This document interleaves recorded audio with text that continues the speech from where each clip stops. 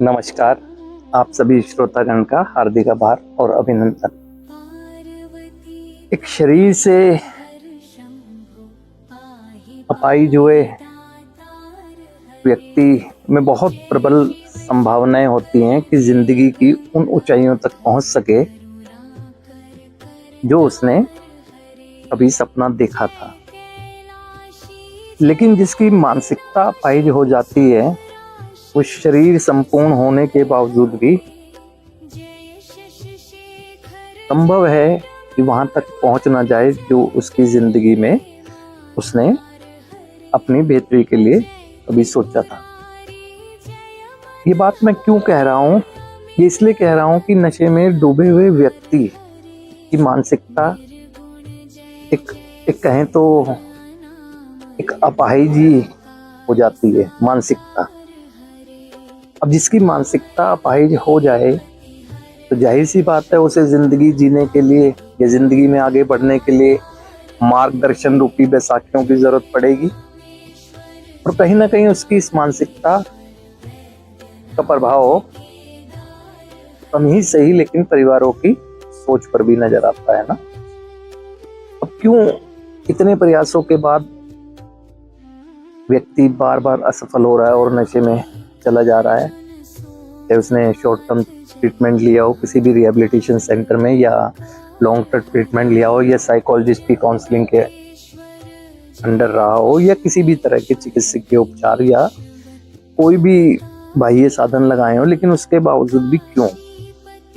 वो इसलिए कि शायद क्या संभव है बिल्कुल ये कि वो भी और परिवार भी ये भूल जा रहा है कि उपचार मात्र से, काउंसलिंग मात्र से उसका जीवन बेहतर नहीं हो जाएगा। उपचार में और काउंसलिंग में तो मात्र ये समझाने की कोशिश की जाती है विचारों के माध्यम से, सुझावों के माध्यम से, कि किस तरह से अब हमें नशा मुक्त रहते हुए बेहतर जिंदगी जीनी चाहिए। लेकिन क्या ऐसा हो पाता है? जितने भी असफल हो रहे हैं परिवार के सदस्य या पीड़ित खुद भी ये देखे, उसे यही दिखेगा कि नहीं, ट्रीटमेंट के बाद फिर वो अपने ही विचारों के बल पर जिंदगी जीने की कोशिश करता रहता है और असफलता मिलती रहती है ना। और दोष इस बात का कि ट्रीटमेंट का भी कुछ फायदा नहीं हो रहा है। मैं मानता हूं कि एक इंसान अपनी जिंदगी को जिएगा अपने विचारों के बल पे भी, लेकिन उसके पास तो विचारों की मात्रा उतनी ही है ना जितना जो पास्ट में जो उसके साथ रहे उसमें एड ऑन कितना किया है, नए कितने जिंदगी वाले विचार ग्रहण किए हैं ना। और वैसे भी अगर देखें तो किसी भी व्यक्ति का स्वयं का जो विचार होगा, कहें तो स्वार्थीपन का विचार, मुझे स्वार्थीपन की तो सलाहें देगा कि हाँ ये ठीक है, किसी को करना चाहिए। कभी ऐसा हुआ है कि किसी व्यक्ति के विचार ने उसे ऐसी सलाह दी हो? बहुत कम होता है कि जो उसकी बेहतरी। जब भी तो कहा जाता है ठीक है आप अपने विचार पर ही जिंदगी जिए, लेकिन उस विचार को किसी अनुभवी व्यक्ति से शेयर तो करें। ट्रीटमेंट हुआ, परिवार ने भी ये सोच लिया बस ट्रीटमेंट तक की अवधि को ही सुधार मानते हैं, जबकि सुधार तो एक स्थायी प्रक्रिया है, जीवन भर चलने वाली प्रक्रिया है। ये कोई 2, 4, 5 जब तक जीवन है जब तक चलेगी, और विचारों की श्रृंखला भी जब तक चलेगी। तो ये ध्यान देने वाली बात है ना। यह सफलता क्यों होती है? ताकि उन चीजों को समझकर कोशिश की जाए जीवन को निरंतर आगे बढ़ाते रहने की ना। ये परिवार में भी देखने को मिलता है ना। जिस परिवार का सदस्य नशे की समस्या से पीड़ित है, उनकी भी एक सोच बन चुकी है ना इस तरह की, बस काउंसलिंग तक जितनी पीरियड होता है, जितनी अवधि होती है, उससे ही सोचते हैं कि चमत्कार हो जाए। कोई ट्रीटमेंट, कोई काउंसलिंग तो केवल एक भटके हुए इंसान को जिंदगी के सही मार्ग पर लाकर खड़ा करती है, ये कहें तो जीवन के मार्ग पर चलने के लिए तैयार करती है। अब चलना तो व्यक्ति ने खुद है ना, अब चल रहा है तो वो अपने विचार पे ही चलेगा, चलना भी चाहिए, लेकिन उस विचारों को क्या किसी को बताता है? क्या उसके पास विचार में ही या काउंसलिंग से ही ऐसे विचार आ गए हैं कि जिसके बल पर वो जिंदगी को आगे बढ़ा सके? तभी तो कहा गया कि मार्गदर्शन रूपी बैसाखियां चाहिए होती हैं ना। और वैसे भी देखें, कोई भी सफल व्यक्ति देखें ना, अपने विचारों पर ही जिंदगी तो जीता है। कि अपने विचार, उसमें क्या किसी से वो शेयरिंग नहीं करता है? क्या अच्छा कर रहा है, क्या सोच रहा है जिंदगी के बारे में, करने की डिस्कशन होता है। कहीं ना कहीं उसके विचार में बहुत अच्छे भी हों तो उसमें और मॉरल सपोर्ट मिल जाती है। लेकिन एक नशा कर रहे व्यक्ति के केसेस में अधिकांश ये देखा जाता है कि वो ट्रीटमेंट को ही इनफ मान लेते हैं, किसी भी काउंसलिंग को इनफ मान लिया और बस चल पड़े अपने उन्हीं विचारों को लेकर जिन्होंने पहले जिंदगी को धाराशायी किया हुआ है। और फिर भूल जाते हैं इस बात को, जीवन तो जब तक चलेगा तो सुधार भी मेरा जब तक चलेगा। अगर मैं कुछ इम्प्रूव हुआ हूँ तो क्या मुझे और ज़्यादा इम्प्रूवमेंट की ज़रूरत नहीं है? अगर कुछ सफल हुआ तो क्या मुझे कोई सफलता में और आगे बढ़ने की ज़रूरत नहीं है ना? और कुछ माइंडसेट परिवार भी देखे और पीड़ित का भी इसी तरह कर देते हैं, बस नशा छोड़ने को ही इनफ मान लेते हैं, है ना। नशा छोड़ना है कोई, क्यों भूल जा रहे हैं अपने पास्ट से ही? नशा मुक्त तो, या कहें तो नशे के संपर्क में तो एक बहुत लंबे समय बाद गए। उस समय क्या किया जा रहा था सफलता के लिए? सहयोग लिया जा रहा था, सुझाव लिए जा रहे थे, सब कुछ तो किया जा रहा था। लेकिन एक चीज देखने को ये भी आती है कि जब नशे में एक इंसान डूब जाता है ना, तो उसका अहम, कहें तो ईगोस्टिक बहुत हो जाता है ना। और उसके बाद जब वो उसे छोड़कर जीने की कोशिश करता है तो उसका वो जो अहम है ना उसके साथ बना रहता है कहीं ना। उसे ये लगता है कि बस इनफ, मैं नशा छोड़ रखा है, अब तो जिंदगी तो खुद जी सकता हूँ, मैं खुद जी सकता हूँ, खुद से जी सकता हूँ ना।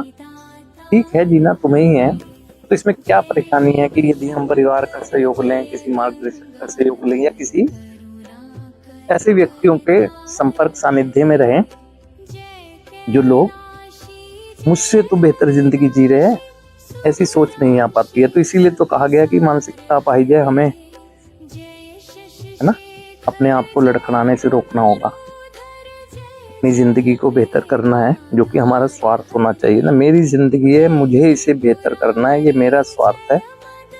जिससे भी मुझे मदद की संभावना होगी मैं उससे मदद लूंगा। मात्र अपने ही विचारों पर अगर सोचते रहेंगे तो हम मदद से अपने आप को रोक देते हैं ना। कोई बहुत बड़ी चीजें नहीं है, सबसे पहले कुछ बेसिक चीजें हैं। बहुत बार परिवार पूछता है तो कि हमें कैसे करना चाहिए ना।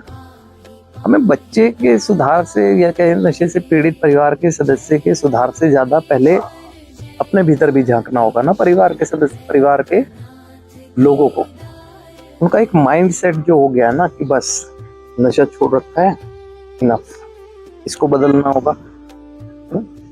और दूसरा, परिवार बेशक है बहुत अच्छी जिंदगी जी रहा हो और जी भी रहे होते हैं, लेकिन फिर क्यों असफल हो रहे होते हैं जब अपने अनुभव भी दे रहे होते हैं? तो उन्हें भी ये सोचना हो कि उनके पास वो अनुभव नहीं है जो एक नशे की पीड़ित व्यक्ति की मदद कर सके।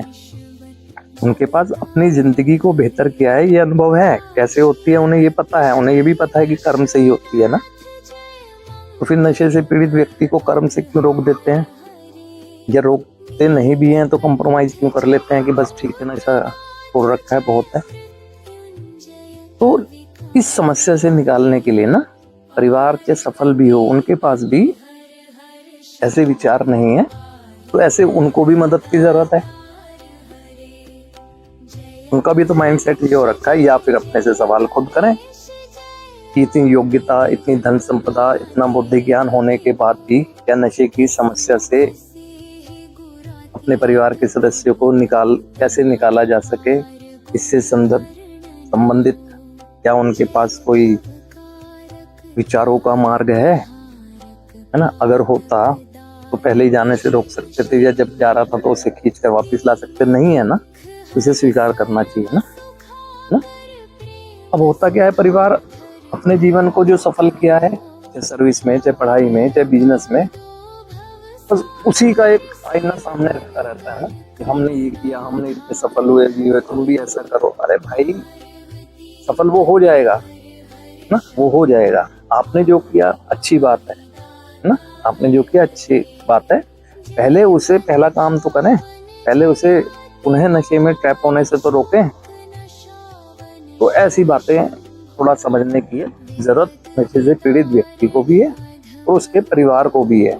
ये जो मानसिकता है ना, मैं इस सेंस में कह रहा हूँ, हमारे विचार हमें बार बार लड़खड़ा रहे हैं, जीवन को बार बार असफल कर रहे हैं। तो इस सेंस में कह रहा हूँ कि मानसिकता पाहिज हो चुकी होती है, वो मार्गदर्शन रूपी बैसाखियों के सहारे ही। तो जब चलना आ जाए तो कौन रोकता है, चले ना। जब चलना आ जाए तो किसी ने नहीं रोका है आगे बढ़ने के लिए, लेकिन शुरुआत के दौर में ध्यान देना चाहिए ना, और कम से कम ये ईगो को तो साइड में रख देना चाहिए ना। पूर्ण रूप से मेरा स्वार्थ है अपनी जिंदगी को सुरक्षित करना। किसी से भी मदद की जरूरत होगी ना मुझे, मैं मदद के लिए आगे बढ़ूंगा। ऐसा रखना चाहिए अपने अंदर ना, है ना। एक्सेप्टेंस आनी चाहिए कि मैं गलत हूँ, अपनी इस दशा का दोषी मैं हूँ, मेरा ही चुनाव था ये, मात्र जिम्मेदारी भी मेरी है, अब सुधार भी जिम्मेदारी मेरी है। उस जिम्मेदारी को पूरा करने के लिए जो भी सहयोग जिसका भी मिल सकता होगा मैं दूंगा। तब जाके ये संभावना समझे कि एक बहुत बेहतर और बेहतर जिंदगी हो सकती है, जो सोचा भी नहीं है उससे भी बेहतर हो सकती है ना। ऐसा विश्वास करके आगे बढ़े, सफलता संभव है। तो इस तरह से चर्चाओं के माध्यम से आपके समक्ष में आ रहा हूँ, ऐसे आता रहूंगा ताकि अपनी असफलता के कारणों को समझकर सफलता के मार्ग पर चला जा सके। तो आज के लिए आप सभी श्रोतागण का हार्दिक आभार और अभिनंदन।